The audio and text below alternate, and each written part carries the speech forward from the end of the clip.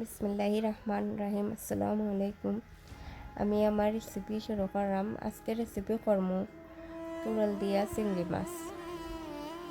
দেখো সব কিছু রেডি করছি। চিংড়ি মাছ, রসুন, পেঁয়াজ, ধনিয়া পাতা, পুরল।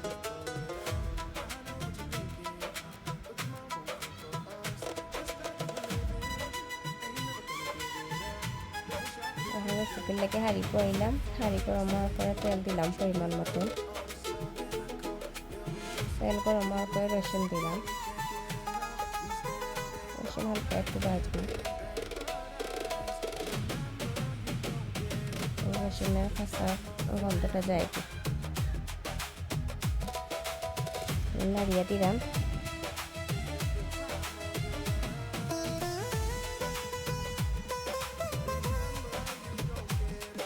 পেঁয়াজ দিলাম।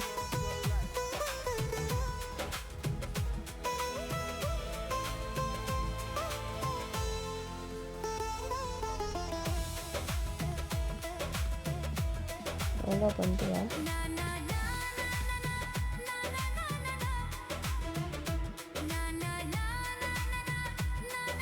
পরিমাণ মতো লবণ দিলাম। নাড়িয়ে রেখে দিলাম পেঁয়াজ সফট হওয়ার লাগে। পেঁয়াজ সফট হয়ে গেছে। হলুদের গুঁড়া দিলাম 2 চামচ, মরিচ দিলাম 2 চামচ, পাঁচফোড়ন দিলাম 1 চামচ। সব কিছু নাড়িয়ে মিশিয়ে দিই।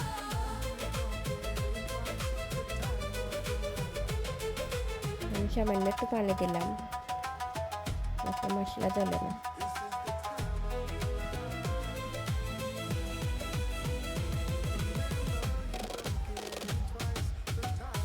ঢেকে দিলাম। 5 মিনিট পরে আবার এলাম। দেখো আমার মশলা তেল বেশি হচ্ছে, মশলা কষানো হয়ে যায়। এখন চিংড়ি মাছ দিলাম। মশলাটা আমি কষাই লাগছে। রান্না করছিলাম দুপুরে, অথবা কেউ আগে পুরল দিলেন তারপরে চিংড়ি মাছ দিলেন। আমার মনে হয় আগে মশলা চিংড়ি মাছটা কষানি ভালো, তো সুন্দর রান্নায় চিংড়ি মাছের ভিতরে মশলা দিকে টেস্টটাও বানায়। চেষ্টা করে ভালো এখন করার।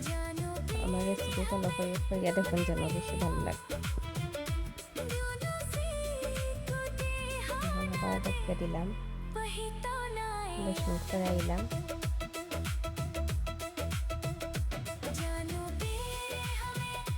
মাছ কষানো হয়ে গেছে।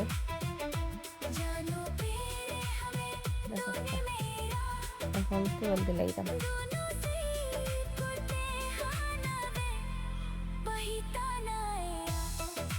আবার লাগিয়ে দিলাম।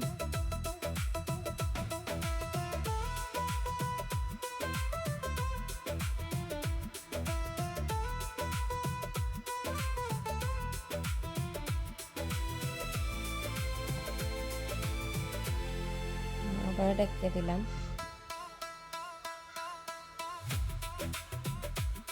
দেখো পুরোলি সিদ্ধ হইয়া পানি বাড়াইছে। আমি কোনো পানি দিচ্ছি না। এখন পানি দিলাম পরিমাণ মতো।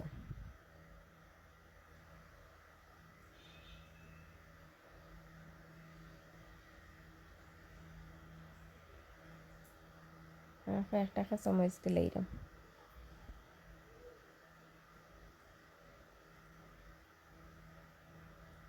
আবার ঢেকে দিলাম। এখন আইলাম। দেখো প্রায় হয়ে গেছে। এখন কিছু ধনিয়া পাতা ছিটিয়ে দিলাম। পুরল দিয়ে চিংড়ি মাছ ধনিয়া পাতাটা দেওয়ার চেষ্টা করবা, তো বেশি ভালো লাগে।